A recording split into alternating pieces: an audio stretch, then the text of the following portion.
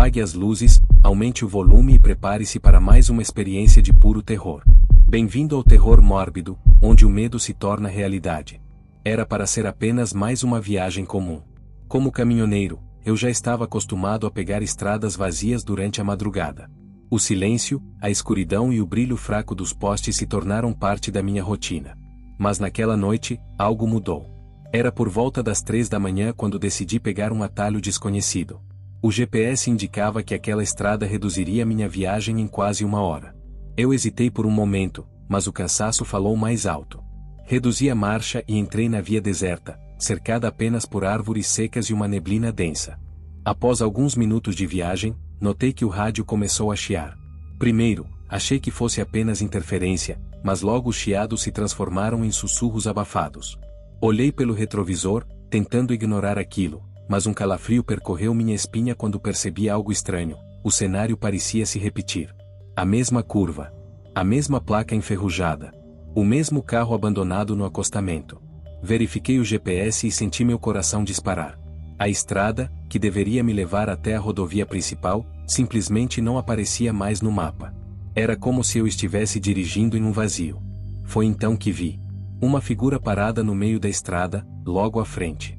Uma mulher, vestindo roupas antigas, quase como se tivesse saído de outro tempo. Pisei no freio bruscamente. Meus faróis iluminaram seu rosto pálido e sem expressão. Seu olhar vazio parecia atravessar minha alma.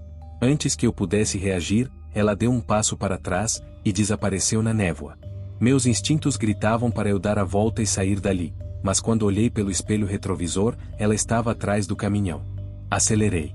O motor rugiu enquanto eu tentava sair daquela estrada maldita. Mas quanto mais eu dirigia, mais eu via os mesmos cenários se repetindo. Eu estava preso. O rádio começou a chiar novamente, mas dessa vez, entre os ruídos, uma voz sussurrava meu nome. Meu coração batia acelerado. O suor escorria pela minha testa. Eu precisava sair dali. Foi então que avistei luzes no horizonte. Pensei que fosse uma cidade, um posto de gasolina, qualquer coisa que significasse civilização. Mas conforme me aproximava, percebi que as luzes vinham de faróis. Faróis de caminhões idênticos ao meu. O desespero tomou conta de mim.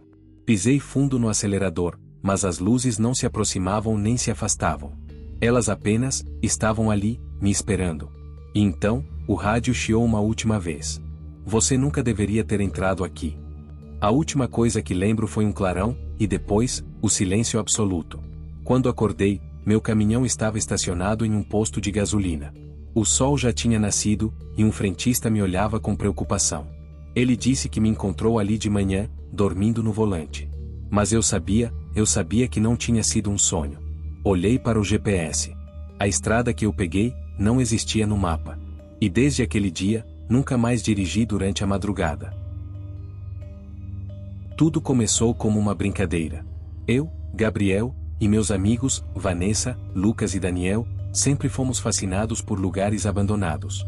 Filmamos nossas explorações para um canal de terror, tentando capturar algo paranormal. Mas nunca entendemos de verdade. Pelo menos, não até aquela noite. O Hotel Aurora ficou em uma estrada isolada, cercado por árvores mortas e uma névoa constante. Diziam que, décadas atrás, havia um ritual proibido sido realizado no quarto 303. Ninguém sabia dos detalhes, apenas que, desde então, o hotel foi fechado às pressas. Mas isso só aumentou a nossa curiosidade. O portão estava enferrujado, mas não trancado. Estranho. O saguão era gigantesco, com móveis cobertos de poeira e um silêncio sufocante. Ao ligarmos nossas lanternas, as sombras dançaram pelas paredes. O cheiro de mofo e algo podre nos envolvidos. Vanessa foi a primeira a falar. Parece que o tempo parou aqui. Exploramos o hotel por quase 1 hora. Corredores intermináveis, portas entreabertas, um velho salão de jantar com talheres ainda baratos, como se alguém esperasse um banquete que nunca aconteceu. Lucas encontrou a placa enferrujada, 303 ponto. A porta estava fechada com um enorme cadeado. Mas, algo parecia errado. A madeira estava gasta, como se tivesse sido arranhada. As marcas iam de cima a baixo, como se algo tivesse tentado sair. Daniel, sempre o cético, disse, isso é só para assustar turistas. Vamos abrir logo. Com um pé de cabra, forçamos o cadeado. Ele civiliza com facilidade. A porta rangeu, revelando um quarto escuro, intocado por anos. O ar ali dentro era pesado. E então vimos, no centro do quarto, desenhado no chão, havia um símbolo estranho feito com algo seco e enegrecido. Vanessa iluminou o símbolo com a lanterna. Isso parece sangue velho. No canto do quarto, uma cadeira de balanço se moveu sozinha. Paramos. O silêncio foi cortado por um som distante, uma sugestão vinda de dentro das paredes. Lucas encontrou um diário caído ao lado da cama. As páginas estavam rasgadas, mas algumas palavras ainda podiam ser lidas. Nunca entrem sem permissão. Nunca tragam luz. Nunca falem com ela. Com ela, querendo. Foi quando ouvimos um riso fraco, feminino, vindo do banheiro. A porta do banheiro estava entreaberta.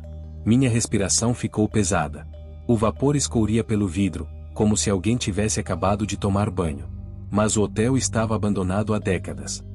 Daniel, com a câmera na mão, empurrou a porta. E lá estava ela. Uma mulher pálida, de vestido preto, parada de costas para nós, olhando para o espelho. Seus cabelos caíram como um véu sobre os ombros. O espelho estava embaçado, mas refletia algo errado. No reflexo, seu rosto estava virado para nós, um sorriso deformado se alargando a cada segundo. Então, as luzes piscaram. O vidro do espelho trincou. E, num piscar de olhos, ela desapareceu. A porta do quarto 303 se fechou com um estrondo. Tentamos abrir, mas era como se selada. O símbolo no chão começou a brilhar levemente, e um cheiro de carne queimada tomou conta do ar. A voz feminina sussurrou perto do meu ouvido: "Vocês a libertaram." O quarto começou a tremer. A rádio antiga no canto ligou sozinha, tocando uma música distorcida. E então, a mulher reapareceu. Mas desta vez, ela rastejava pelo chão em nossa direção. Gritamos e corremos para a porta, tentando arrombá-la. As paredes resultaram a sangrar. O chão afundava sob nossos pés. Daniel coerente, e quando olhamos, ela estava firme em sua perna. Vanessa pegou o diário e leu em voz alta: "Para trancá-la novamente, o sangue deve ser oferecido." Lucas, sem pensar duas vezes, cortou sua mão e desenhou o mesmo símbolo no chão. A mulher soltou um grito que fez nossos ouvidos sangrar. A luz piscou uma última vez, e então, tudo ficou escuro. Quando as luzes voltaram, o quarto 303 estava como antes. Como se nada aconteceu. Mas Daniel havia sumido. Saímos correndo do hotel, mas, ao olhar para trás, vimos algo na janela do quarto 303. A mulher nos observava. E atrás dela, Daniel também. Dizem que algumas presenças nos visitam primeiro em sonhos, antes de aparecerem na vida real. Meu nome é Rafael, e essa história começou quando eu ainda era criança. Desde pequeno, sempre tive dificuldades para dormir. Não era medo do escuro, mas algo me incomodava. Como se eu nunca estivesse sozinho no quarto. Lembro da primeira vez que o vi. Foi em um sonho, ou pelo menos, foi o que eu achava. Eu estava deitado na cama, e ao olhar para a janela, vi a silhueta de um homem parado do lado de fora. Ele era alto, magro, e usava um chapéu grande que escondia parte do seu rosto. Mesmo na escuridão, eu sentia que ele me observava. Tentei me mover, mas meu corpo estava paralisado. Eu acordei suando frio. O pesadelo foi tão real que, por um momento, tive medo de olhar para a janela de verdade. Mas quando finalmente tomei coragem, não havia nada lá. Nos dias seguintes, a sensação de estar sendo observado não passou. Sempre que caía a noite, eu sentia algo me vigiando. Mesmo com as cortinas fechadas, mesmo sem olhar diretamente, eu sabia que ele ainda estava lá. Os sonhos voltaram. Toda noite, eu via a mesma figura parada do lado de fora. E com o tempo, ele começou a se mover. Minha mãe dizia que era só coisa da minha cabeça. Até o dia em que ela mesma viu. Eu estava dormindo, quando um grito vindo do quarto da minha mãe me acordou. Corri até lá e a encontrei tremendo, olhando para a janela. Ela dizia que viu um homem de chapéu, parado do lado de fora. Saímos correndo para verificar, mas não havia ninguém. A rua estava vazia. Ela trancou todas as portas e janelas naquela noite. Mas no fundo, eu sabia. Não adiantaria. Os anos passaram. Nos mudamos de casa. Mas os sonhos, nunca pararam. Mesmo adulto, Às vezes acordo no meio da noite com a sensação de que ele ainda está lá. Que ele nunca foi apenas um sonho. Uma noite, quando já morava sozinho, sonhei com ele novamente. Mas dessa vez, ele não estava do lado de fora da janela. Ele estava dentro do meu quarto. E na manhã seguinte, quando acordei assustado, havia pegadas de lama no chão do meu apartamento. E a janela estava aberta. Se você gostou desse relato e quer mais histórias assustadoras como essa, não se esqueça de deixar o like e se inscrever no canal. Isso ajuda muito a trazer mais relatos sombrios para vocês. Ative o sininho para não perder nenhum novo vídeo, e nos vemos no próximo relato. Se você sobreviver até lá.